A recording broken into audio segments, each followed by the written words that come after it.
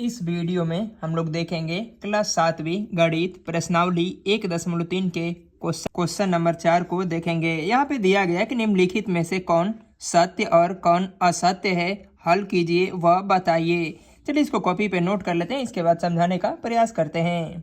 जैसा कि question number 4 को यहाँ पे नोट कर लिए, लिखा गया कि निम्न में से कौन सत्य है और असत्य हल कीजिए। 1 नंबर में यहाँ पे दिया गया है कि -4 में भाग देना है 2 से, तो भाग दे लेंगे 2 से, और बराबर में 2 में भाग देना है तो भाग दे लेंगे -4 से। चलिए इसको भाग दे देंगे 2 दूना का 4, -2 हो जाएगा, और बराबर में 2 दूना का 4 -1/2। अगर दोनों का मान बराबर आ जाएगा तो हम लोग लिखेंगे कि यह सत्य है।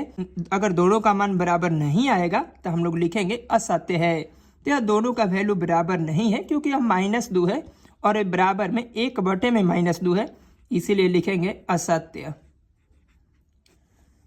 क्वेश्चन नंबर 2 में यहाँ पे दिया गया है कि -2 में भाग देना है 4 से, तो -2 में 4 से भाग दे लेंगे, और यहाँ पे फिर भाग दिया गया है 6, और बराबर -2 और 4 में भाग दे लेंगे हम लोग 6 से।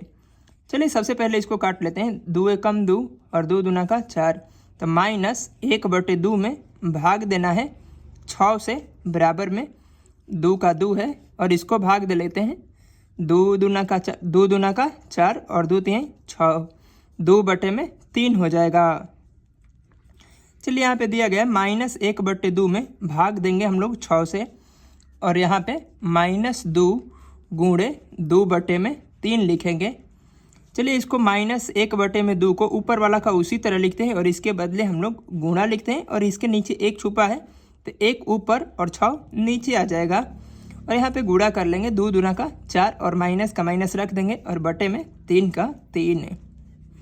चलिए इसको 1 में 1 से गुणा करेंगे तो 1 हो जाएगा, और माइनस का माइनस उतार देंगे, और 2 छक्के 12 हो जाएगा, और बराबर में 4/3 और माइनस का माइनस लिख देंगे। तो यह दोनों का मान बराबर नहीं है, इसीलिए लिखेंगे असत्य। उसी तरह अब देखेंगे क्वेश्चन नंबर 3 को। यहाँ पे दिया गया कि -25 में हम लोग 0 से भाग देना है, और बराबर में 0 का 0 लिख देंगे। जब हम लोग अंक में -25 में 0 से भाग देते हैं, अंक में 0 से भाग होता है तो इन्फिनेटिव हो जाता है, अपरिभाषित इसको बोलते हैं, और बराबर में 0 का 0 आ जाएगा। तो यह दोनों बराबर नहीं है, इसीलिए यहाँ पे लिखेंगे असत्य। यहाँ पे 4 नंबर में दिया गया है कि 0 में हम लोग भाग दे देंगे 5 से, और बराबर में 0 का 0 लिखेंगे, और बराबर में 0 का 0 लिखेंगे। जब 0 में अंक से भाग देते हैं तो 0 हो जाता है, और बराबर 0 का 0, 0 बराबर 0 है, इसीलिए इसे सत्य लिखेंगे। अब क्वेश्चन नंबर 5 को यहाँ पे देखेंगे कि -125 में भाग देना है, तो भाग दे लेंगे 1 से, और बराबर में -125 का 25 लिखेंगे। तो -125 के नीचे तो 1 छुपा रहता है, तो -125 ही लिख देंगे, और बराबर में -125 लिख देंगे। यह दोनों बराबर है, इसीलिए यहाँ पे सत्य लिखेंगे। यहाँ पे 6 नंबर में दिया गया है कि -45 में -45 ले भाग दे रहे हैं, तो बराबर 1। तो चलिए -45 में हम लोग भाग दे लेते हैं -45 का, और बराबर में 1 लिख देंगे। माइनस ले माइनस, 45 ले 45 एक बार में काट देंगे, तो 1 बराबर में 1 आ जाएगा, इसीलिए यह सत्य हो जाएगा। इस प्रकार हम लोगों ने क्वेश्चन नंबर 4 को देख लिए।